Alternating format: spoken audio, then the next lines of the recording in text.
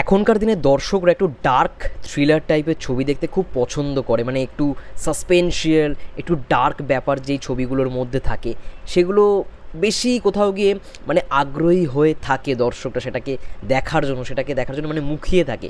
কিন্তু ডিরেক্টরের নাম যখন প্রবীর রায় চৌধুরী, সেই ছবি ডার্ক হোক বা মানে কালারফুল হোক, কোনো তোয়াক্কা করে না বস, মানে নামই যথেষ্ট, ডিরেক্টরের নামই যথেষ্ট। এবং আমি কোথাও গিয়ে মনে করি যে master of love story genre. Hello everyone, আমি রূপম চলে এলাম নতুন একটা ভিডিও নিয়ে।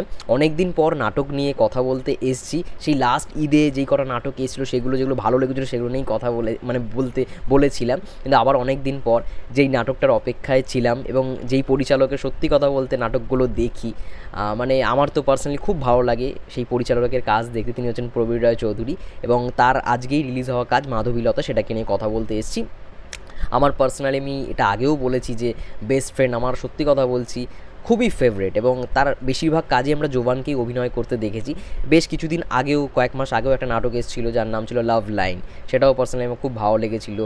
তারপরে লাভ সেমিস্টার, যাই হোক না কেন জোবানকে নিয়ে তিনি অনেক কাজ করেছেন। ভালোবাসি তবুও, সেইটা গল্পের দিক থেকে আমার খুব একটা ভালো লাগেনি, তাই আমি সেটা রিভিউ করিনি। কিন্তু তার কাজগুলো আমার বেশ ভালো লাগে। পুরোনো দিনের কাজগুলো হয়তো আমার সব কটা দেখা হয়নি, কিন্তু মানে সত্যি কথা বলছি, জোবানের যে কটা কাজ দেখেছি মানে প্রবীর রায় চৌধুরী ডিরেকশনে, আমার বেশ ভালো লেগেছে। এবং তার মধ্যে অন্যতম তো বেস্ট ফ্রেন্ড, মানে কলকাতা থেকে যারা হয়তো মানে নাটক দেখতে পছন্দ করে, মানে অনেকেই তো অভিমান গানটা শুনেছে, কিন্তু আমি অনেককেই বলি যে হয়তো তোমরা অভিমান গানটা শুনেছো কিন্তু এই নাটকটা দেখেছো। বেস্ট ফ্রেন্ডের 3টে পার্ট আমি মানে হামেশাই রিকমেন্ড করি আমার যারা ফ্রেন্ড সার্কেলের মধ্যে রয়েছে বা যারা কালিগস রয়েছে, যাই হোক না কেন, মানে দুর্দান্ত, মানে ওয়ান অফ মাই ফেভারিট। তারপরে লাভ ভার্সেস ক্রাশ, ওটাও আমার খুব ভালো লাগে। যাই হোক না কেন, সেগুলো নিয়ে পরে ডিসকাশন করছি। তো এখন যেই কথাটা বলবো সেটা হচ্ছে মাধবীলতাকে নিয়ে। মাধবীলতা কেমন লাগলো? দেখো বন্ধুরা, প্রত্যেকটা নাটকের মধ্যেই মানে এই যে লাভ স্টোরি জনরার মধ্যেই আমরা যেটাকে সবথেকে ভালো রকমভাবে ফোকাস করি সেটা হচ্ছে এই লাভ, মানে একটা গোলাপ ফুল থেকে শুরু করে যাই হোক না কেন যেগুলো ভালোবাসার প্রতীক। তো এই নাটকটার মধ্যে না সমস্ত কিছুই রয়েছে। ওই যে আমি প্রথমেই যে কথাটা ইউজ করলাম যে মানুষ এখন ডার্ক ছবি দেখতে বেশি পছন্দ করে কালারফুলের থেকেও, কিন্তু আমি সবাইকেই রিকমেন্ড করব মাধবীলতা দেখার জন্য। কারণ এটা এমনই একটা কালারফুল ড্রামা যেটা কোথাও গিয়ে মনে করি গল্পের দিক থেকে হোক, পারফরমেন্সের দিক থেকে হোক বা অ্যাক্টিং স্কিলের দিক থেকে হোক বা বাদবাকি বিভিন্ন ডিপার্টমেন্ট মানে টেকনিক্যাল ডিপার্টমেন্টের থেকে হোক, দুর্দান্ত একটি নাটক দেখলাম। আমার পার্সোনালি খুব ভালো লেগেছে, বিশেষ করে kind of different types. Prabir Roy Chowdhury এতদিনে যে কটা কাজ দেখেছি তার থেকে কাইন্ড অফ ডিফারেন্ট টাইপসের নাটক দেখলাম হচ্ছে মাধবীলতা। এর গল্পটাও এত সুন্দর। আমি যদি ছোট্ট করে গল্পটা নিয়ে কথা বলি, এখানে জোবান এবং তার বন্ধুরা হঠাৎ করে একটা জায়গায় ঘুরতে যায়, তারা হামেশাই ঘুরতে যায় এবং সেখানেই পরিচয় হয়। মানে হঠাৎ জোবান ছবি তুলতে তুলতে দেখে একটা মেয়ে, খুব সুন্দর, খুব মিষ্টি দেখতে, ঠিক আছে, একটা ভুটানি ব্যাপার স্যাপার দেখানো হয়েছে সেখানেই আর কি। মানে তাকে প্রথম দেখে তার ছবিটা ক্যাপচার করার পর, সেখান থেকে তাদের একটা প্রেম ভালোবাসা শুরু হয়। এবার এইখানে যে কেয়া পায়েলের ক্যারেক্টারটা দেখতে পেয়েছি সেটা না সত্যি কথা বলতে এতদিন কোনো নাটকে দেখিনি। আবার কিছুদিন আগে একটা নাটক দেখেছিলাম, সেখানেও কিন্তু জোভান, কেয়া পায়েল এবং তানিয়া বৃষ্টিই ছিল। এবং সেখানে তানিয়া বৃষ্টির আমরা যেরকম ক্যারেক্টারটা দেখতে পেয়েছিলাম ঠিক সেম টু সেম মাধবীলতাতেও আমরা কেয়া পায়েলে সেরকম একটা ক্যারেক্টার দেখতে পাই, একদম সেম টু সেম। গল্প কিন্তু সত্যি কথা বলতে কোনো মিল নেই, যাই হোক না কেন।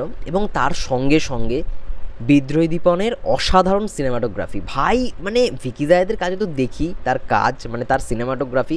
লাস্ট দেখলাম আমরা রুমি, যাই হোক না কেন আবার সেই নাটকেও কিন্তু তিনি করেছিলেন, সিনেমাটোগ্রাফি করেছিলেন, ডিওপির কাজ করেছিলেন, যেটার কথা বলছি জোভান, কেয়া পাইল এবং তানিয়া বৃষ্টি যেই নাটকটায় ছিল, নামটা মনে পড়ছে না, যাই হোক না কেন ভালোবাসা দিয়েই ছিল সামথিং। সেখানেও বিদ্রোহী দীপনের মানে অসাধারণ সিনেমাটোগ্রাফি, মানে তিনি এত সুন্দর করে শটগুলোকে নেয়। এখানে এমন কিছু কিছু দৃশ্য রয়েছে, ওই নদীর পাড়ে যখন নৌকার উপরে তারা নাচছে, তারপরে ওই যে মুহূর্তগুলো ক্যাপচার করেছে এত সুন্দর করে, ওই ফুলের বাগানের যখন ওই দৃশ্যগুলো আমরা দেখছিলাম, ট্রেলারও দেখেছো নিশ্চয়ই তোমরা, গানের টিজারটাতেও দেখেছো, খুব সুন্দর। এবং এমন একটা সিন রয়েছে যেখানে মানে আমরা দেখতে পাচ্ছি সেকেন্ড টাইমের জন্য জোবানের ক্যারেক্টারটা সে কেয়া পায়েলের সঙ্গে দেখা করতে এসছে। কেয়া পায়েল আই থিঙ্ক স্কুল থেকে তখন বেরোচ্ছে তার বন্ধুর সাথে, মানে পোশাকটা দেখে তাই মনে হলো। এবং তখন স্কুল আই থিঙ্ক না হলে কলেজ হবে, যাই হোক না কেন, তখন জোভানকে দেখা মাত্রই কেয়া পায়েল এবং তার বন্ধু বাসের পেছনে লুকিয়ে যায়। এবং ওই যে লুকিয়ে লুকিয়ে দেখাটা, জোভানকেও ও দেখছে বা জোভানও লুকিয়ে লুকিয়ে হাসতে হাসতে দেখছে, দুরন্ত, মানে এতটাই মিষ্টি, এতটাই সুইট ব্যাপারটা ছিল না মোমেন্টটায়। আমার খুব ভালো লেগেছে, ভীষণ ভালো লেগেছে।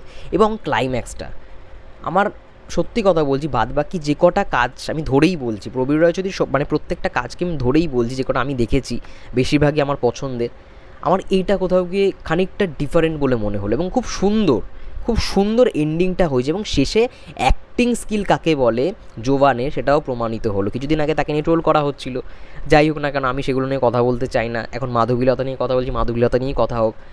কিন্তু সত্যি কথা বলছি, জোভান বারবার কিন্তু তার অ্যাক্টিং স্কিলের প্রতিভা কিন্তু বারবার দিয়েছে এই মোমেন্টসগুলো, বিশেষ করে ইমোশনাল এই ব্যাপার স্যাপারগুলো। এবং প্রবীর রায়চৌধুরীর নাটক মানেই আমরা জানি ইমোশন একটা থাকবে, এমন একটা মুহূর্ত ক্রিয়েট হবে যেখানে ইমোশনটা খুব ভালো রকম পাবে। এবং সেই মুহূর্তে কী লেভেলের ব্যাকগ্রাউন্ড স্কোর, অসাধারণ লেভেলের ব্যাকগ্রাউন্ড স্কোর, যে আর কি ব্যাকগ্রাউন্ড ডিজাইনটা করেছে, ব্যাকগ্রাউন্ড মিউজিক দিয়েছে।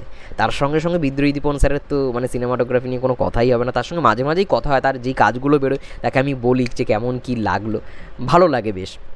তার সঙ্গে সঙ্গে এখানে যে আর কি কালার গ্রেডিং করেছে, আমি বললাম না যে কালারফুল ব্যাপারটা এতটাই সুন্দর লাগছে নাটকটার মধ্যে, কালার গ্রেডিংয়ের কাজ যে করেছে এই নাটকটার মধ্যে ফ্যান্টাস্টিক। এবং এডিটটাও ভালো লেগেছে, আমার পার্সোনালি খুব ভালো লেগেছে। মানে এই জিনিসপত্রগুলো সব কটা দিকই কিন্তু আমার বেশ ভালো লেগেছে নাটকটার মধ্যে। আমি পার্সোনালি এটাকে নিয়ে খুব এক্সাইটেডও ছিলাম। এবং প্রবীর রায়চৌধুরীর মানেই যে আমি বলবো যে আমার কাছে যে খুব মানে সব নাটকই তার ভালো লেগেছে এমনটা না, ভালোবাসি তবুও নাটকটা আমার সত্যি কথা বলতে খুব একটা যে গল্পের দিক থেকে ভালো হয়েছে আমি বলবো না, কিন্তু হ্যাঁ সেখানে তানভীর ইরফানের মানে গানটা ছিল যে তুমি আমার শেষ ঠিকানায় যেন তোমাকেই পাই।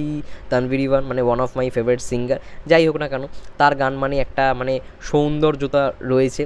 তো এই গানটাও আমার বেশ ভালো লাগে, মাঝে মাঝেই শুনি। এছাড়াও তো বেস্ট ফ্রেন্ড তো মানে আমার খুবই পছন্দের, আমি বারবারই বলি যে মানে অনেকেই হয়তো আছে অভিমান গানটা শুনেছে কিন্তু বেস্ট ফ্রেন্ড নাটকটা দেখে, আমি সবাইকে তার জন্য রিকমেন্ড করি যে অবশ্যই পার্ট 1, পার্ট 2, পার্ট 3 অবশ্যই দেখো কিন্তু বেস্ট ফ্রেন্ড। এছাড়াও লাভ ভার্সেস ক্রাশ 2 পার্ট 1 মানে লাভ ভার্সেস ক্রাশ এবং লাভ ভার্সেস ক্রাশ 2 সেখানেও জোভানকে দেখতে পাই। এবং আরও একটা যেটা ভালো লাগার বিষয়, প্রবীর রায়চৌধুরী এক একটা নাটকের সঙ্গে আরেকটা নাটকের এত সুন্দর করে হোমাজগুলো দেয় না, বেশ ভালো। লাভ লাইনের সঙ্গে বেস্ট ফ্রেন্ড 3 একটা খুব দারুণ হোমাজ মানে রেখেছিল, আমি সেটা পোস্টও করেছিলাম। এবং এইখানেও দেখবে লাভ ভার্সেস ক্রাশ 2 এর ফার্স্ট যেই মোমেন্টটা জোভান যখন মানে একটু অদ্ভুত টাইপের হয়ে গেছিলো, এবং এইখানেও দেখবে সবার শেষে গিয়ে ঠিক সেম টু সেম ওই মোমেন্টটাকে কোথাও গিয়ে মানে তুলে ধরেছে। তো এই হোমাজগুলো কিন্তু আমার বেশ ভালো লাগে। এছাড়াও কেয়া পাইলের অভিনয় দারুণ, কাইন্ড অফ ডিফারেন্ট একটা ক্যারেক্টারে তাকে দেখতে পেলাম। এরকম ক্যারেক্টার তো সবাই তাকে আর দেয় না, কিন্তু প্রবীর রায়চৌধুরী মানে আমরা জানি যে মানে আমি অন্তত মনে করি যে master of love story genre, তো সেই জায়গা থেকে আর কিছু বলারই নেই। দারুণ পারফরমেন্স, দারুণ জোভান থেকে শুরু করে যারা যারা অভিনয় করেছে খুব ভালো মানে এডিটিং হয়েছে, খুব ভালো একটা ড্রামা দেখলাম কোথাও গিয়ে আমি অন্তত মনে করি। এবং আমার যেগুলো ভালো লাগে আমি সেগুলোকে নিয়েই কথা বলি। আমি মুভি রিভিউয়ার নই সত্যি কথা বলতে, আমি ফিল্ম লাভার, মুভি লাভার বলতে পারো, তার জন্যই কোথাও গিয়ে এগুলো নিয়ে কথা বলি। এবং বেশ ভালো লাগে, যেগুলো নিয়ে ভালো লাগে আমি কথা বলতেও খুব ভালো লাগে, মানে যাতে জিনিসগুলো সবাই দেখে। যাই হোক, ভালো একটা মানে কি বলবো কাজ দেখলাম। আমি এইগুলোকে নাটকের থেকে ফিল্মই মনে করি, কারণ যেহেতু 1 ঘন্টার উপরে এদের ডিউরেশন, তো ভালো, আমার বেশ ভালো লেগেছে। মানে আমি অন্তত বলবো যে সবাইকে যে যেই সমস্ত দর্শক ডার্ক ছবি দেখতে পছন্দ করে, থ্রিলার টাইপের ছবি দেখতে মানে পছন্দ করে, লাভ স্টোরি হয়তো তাদের কাছে খুব একটা ভালো লাগার বিষয় নয়, কিন্তু মাধবীলতা মাস্ট ওয়াচ। মানে আমি অন্তত মনে করি যে কাইন্ড অফ ডিফারেন্ট টাইপের একটা লাভ স্টোরি আমাদের সামনে ফুটিয়ে তুলে এই মাধবীলতা গল্পের মতো দিয়ে। যাই হোক, এটাই ছিল মোটমাট আমার পয়েন্ট অফ ভিউজ। তোমরা অবশ্যই মাধবীলতা সময় পেলে দেখো, আজকে থেকে অ্যাভেলেবেল হয়ে গেছে সিএমবির অফিসিয়াল ইউটিউব চ্যানেলে। যাই হোক, এটা বলেই শেষ করব। যদি রেটিংস দিতে বলা হয় মাধবীলতা আমি কত দেবো, অবশ্যই আমি 9/10 দিতে চাই, 9-10 মধ্যে মাধবীলতাকে। অবশ্যই তোমরা দেখো এবং ভালো লাগলে ভালো বলো, যা মনে হয় তাই বলো। যাই হোক, এটাই ছিল মোটমাট আমার ভিডিও। সবাই ভালো থেকো, সুস্থ থেকো, টেক কেয়ার, গুড নাইট।